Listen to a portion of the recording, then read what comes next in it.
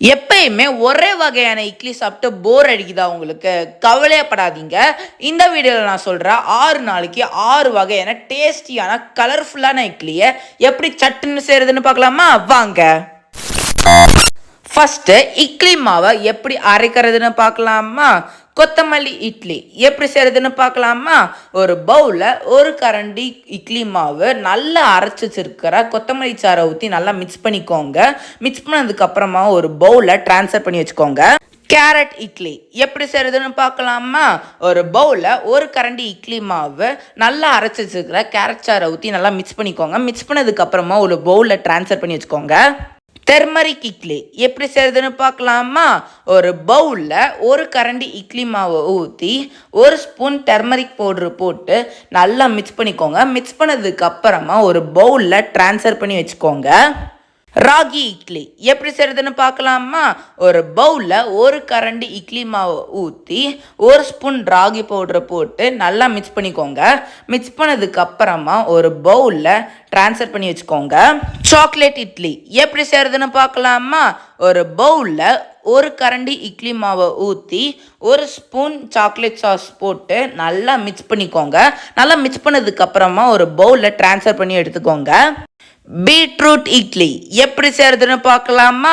ஒரு பவுலில் ஒரு கரண்டி இட்லி மாவை ஊற்றி நல்லா அரைச்சி வச்சுருக்கிற பீட்ரூட் சாறை ஊற்றி நல்லா மிக்ஸ் பண்ணிக்கோங்க. மிக்ஸ் பண்ணதுக்கப்புறமா ஒரு பவுலில் ட்ரான்ஸ்ஃபர் பண்ணி எடுத்துக்கோங்க. இப்போ 6 வகையான இட்லி மாவுமே ரெடி ஆயிடுச்சு. டர்மரிக் இட்லி, பீட்ரூட் இட்லி, கொத்தமல்லி இட்லி, சாக்லேட் இட்லி, கேரட் இட்லி, ராகி இட்லி, இது எல்லாமே ரெடி ஆயிடுச்சு. இப்போ வாங்க இட்லியை சுடலாம்.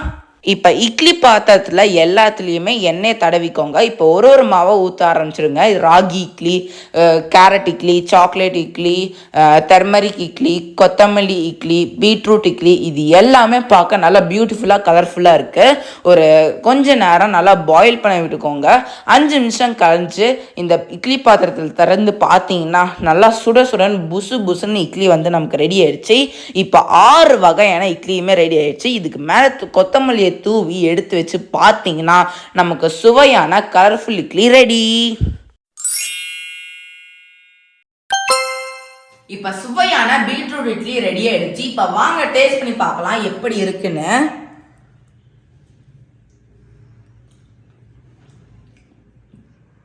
ரொம்ப சுவையா இருக்கு. பீட்ரூட் பொரியெல்லாம் செஞ்சு கொடுத்தா அந்த குழந்தைங்க விரும்பி சாப்பிட மாட்டாங்க.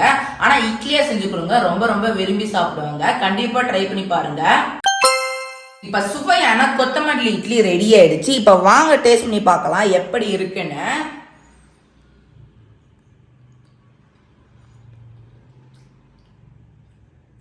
ரொம்ப சுவையா இருக்குங்க. கொத்தமல்லி நம்ம உடம்புக்கு ரொம்ப ரொம்ப நல்லது. நீங்க சாப்பாட்டுல வச்சு கொடுத்தீங்கன்னா ஓரமா எடுத்து வச்சிருவாங்க. ஆனா இந்த மாதிரி இட்லியா செஞ்சு கொடுங்க, ரொம்ப விரும்பி சாப்பிடுவாங்க. இப்ப சுவையான ராகி இட்லி ரெடி ஆயிடுச்சு. இப்ப வாங்க டேஸ்ட் பண்ணி பார்க்கலாம் எப்படி இருக்குன்னு.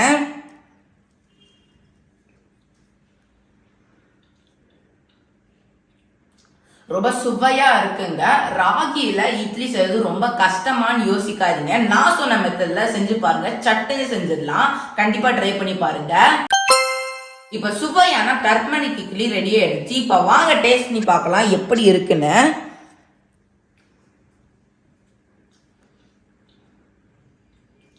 ரொம்ப சுவையா இருக்குங்க. டர்மரிக்கை நம்ம வெறுமா சாப்பிட முடியாது. ஆனா இந்த மாதிரி இட்லியா செஞ்சு சாப்பிடுங்க, ரொம்ப சுவையா இருக்கும். கண்டிப்பா ட்ரை பண்ணி பாருங்க. இப்ப சுவையான கேரட் இட்லி ரெடி ஆயிடுச்சு. இப்ப வாங்க டேஸ்ட் பண்ணி பார்க்கலாம் எப்படி இருக்குன்னு.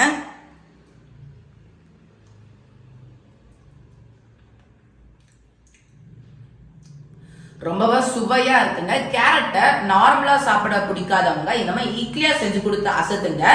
இட்லியா செஞ்சு கொடுங்க, ரொம்ப விரும்பி சாப்பிடுவாங்க. கண்டிப்பா ட்ரை பண்ணி பாருங்க. இப்ப சுவையான சாக்லேட் இட்லி ரெடி ஆயிடுச்சு. இப்ப வாங்க டேஸ்ட் பண்ணி பார்க்கலாம் எப்படி இருக்குன்னு.